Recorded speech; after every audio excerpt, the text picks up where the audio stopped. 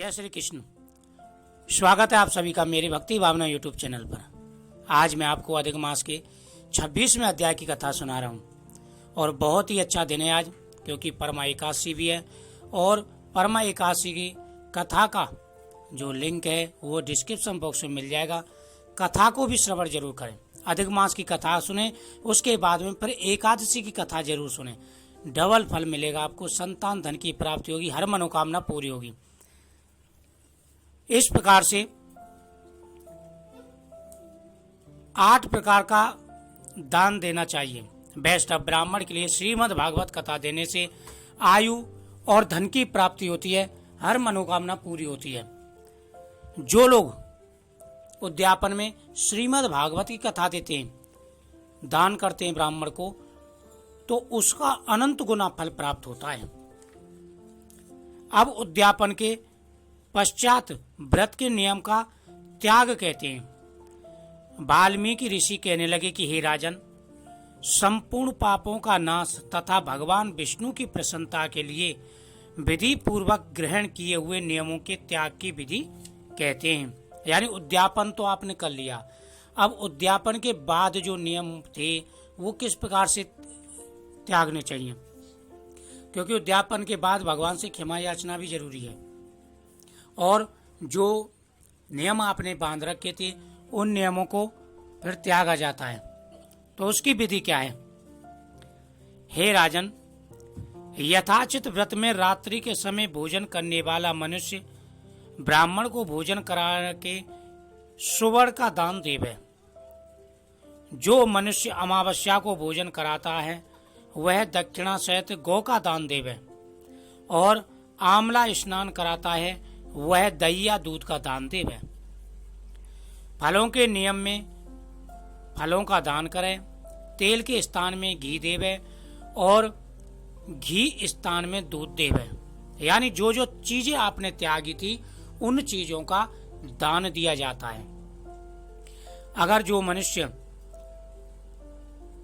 भोजन एक टाइम करते थे उनको दक्षिणा, स्वर्ण, वस्त्र अपने हिसाब से जो है अन्न दान करना चाहिए।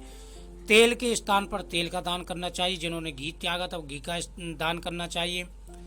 धान्यों के नियम में गेहूं और चावल देवे, और पृथ्वी शयन करने वाला सुंदर तकिया तथा चादर सहित सैया का दान करना चाहिए। और जिन्होंने पृथ्वी पर शयन किया था तो उनको जो है सैया का दान जरूर करना चाहिए। पत्तल पर भोजन करने वाला, जो जिन्होंने बर्तन में भोजन त्याग दिए थे पूरे महीने, जो पत्तल पर भोजन जिन्होंने किया था वह मनुष्य घी और शक्कर का जरूर दान करना चाहिए। नख केशों का धारण करने वाला बुद्धिमान मनुष्य दर्पण का दान करे। यानी पूरे महीने अगर आपने नियम बनाए कि आपने बाल नहीं कटवाए या नाखून नहीं काटे, तो आपको शीशे का दान जरूर देना चाहिए। नियम के त्यागने पर अनेक प्रकार के रस देव है, यानी अनेकों प्रकार के फल, मीठा आदि देना चाहिए। दीपदान करता हो तो पात्र सहित दीपक देव है, और अगर दीपदान भी आपने साथ में किया है तो आप पात्र सहित घी, तेल और दीपक का दान करना चाहिए। जो मनुष्य अधिक मास में भक्ति से ऐसा करता है वह बैकुंठ का वास करता है, और जो मनुष्य भक्ति पूर्वक ऐसा करता है, पूरे लगन और श्रद्धा के साथ में दान करता है, वह बैकुंठ का वासी हो जाता है। हे राजन, इस प्रकार से उद्यापन विधि और नियमों को त्यागना चाहिए। जो लोग इस प्रकार से इस विधि से भगवान की पूजा करते हैं, उद्यापन करते हैं, योग्य ब्राह्मण को दान देते हैं, उनके 7 पीढ़ी तक का उद्धार हो जाता है। 7 पीढ़ी तक घर में धन नष्ट नहीं होता और हर मनोकामना उनकी पूरी हो जाती है।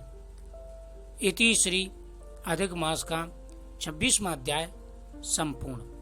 तो ये अधिक मास का 26वां अध्याय था, और इस दिन आप जो है इस अध्याय को भी सुने, कथा भी सुने, परमा एकादशी की कथा भी सुने, सारी मनोकामनाएं आपकी पूरी हो जाएंगी। बहुत ही अच्छा दिन है, बहुत बड़ा शुभ योग है।